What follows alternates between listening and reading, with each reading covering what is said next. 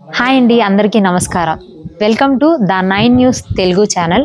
ఇప్పుడైతే మనం విజయనగరం అలాగే వైజాగ్ వాస్తవ్యులకి కాశీపట్నం దగ్గరలో గల వైకుంఠగిరి మీద అనంత వెంకటేశ్వర స్వామి ఆలయ నిర్మాణం అయితే చేపట్టారండి. ఇక్కడ వెంకటేశ్వర స్వామి కొలువు తీరారు.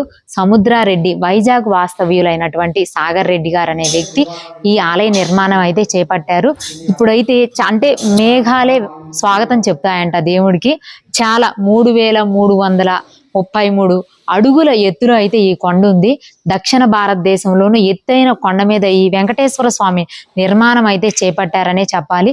చాలా బాగుందండి. ఎవరైనా ప్రకృతి ప్రేమికులైనా సరే, లేకపోతే వెంకటేశ్వర స్వామి కలియుగ ప్రత్యక్ష దైవమైనటువంటి వెంకటేశ్వర స్వామిని దర్శించుకోవాలంటే ఇక్కడికి వచ్చి మనం దర్శనం చేసుకోవచ్చు. ఇక్కడికి వచ్చిన వారికి వారు కోరుకున్న కోరికలన్నీ కూడా నెరవేరుతాయని చెప్పేసి ఇక్కడ పంతులు గారు అయితే చెప్తూ ఉన్నారు. చూశారు కదండి, ఇక్కడ హిల్ పాయింట్ ఇంత ఎత్తైన కొండల మధ్యలో నుంచి అయితే మనం వచ్చాము. ఎవరైనా కానీ ప్రకృతి ప్రేమికులు ఉంటే ఇలా ఈ ట్రెక్కింగ్ చేసుకుంటూ వచ్చినా కానీ చాలా ఆనందంగా అయితే ఉంటుంది.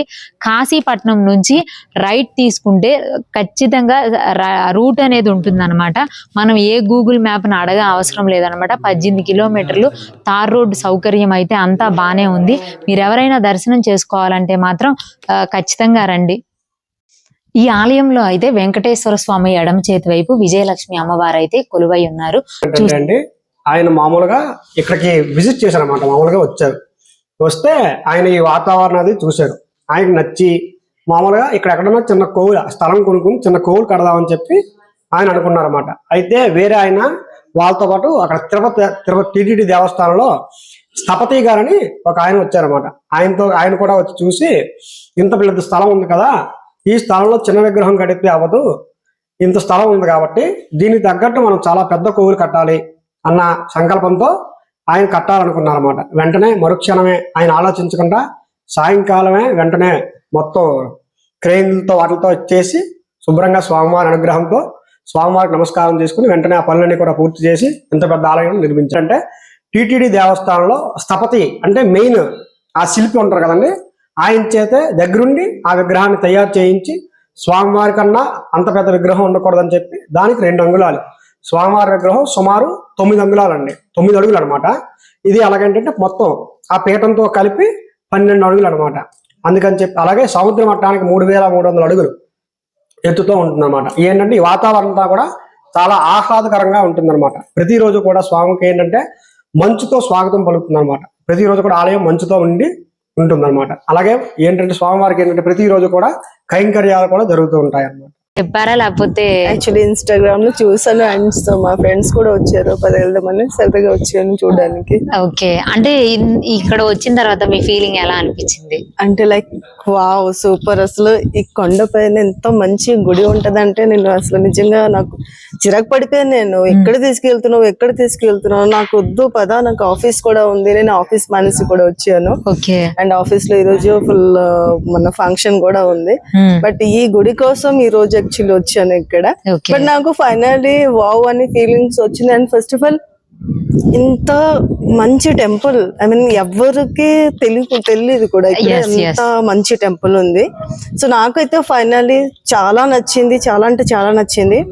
అండ్ వ్యూ ఆల్సో ఎవరైనా వచ్చింది చాలా పీస్ఫుల్ గా ఉండొచ్చు అని నాకైతే, నేనైతే చాలా హ్యాపీ, చాలా నచ్చింది. అవును.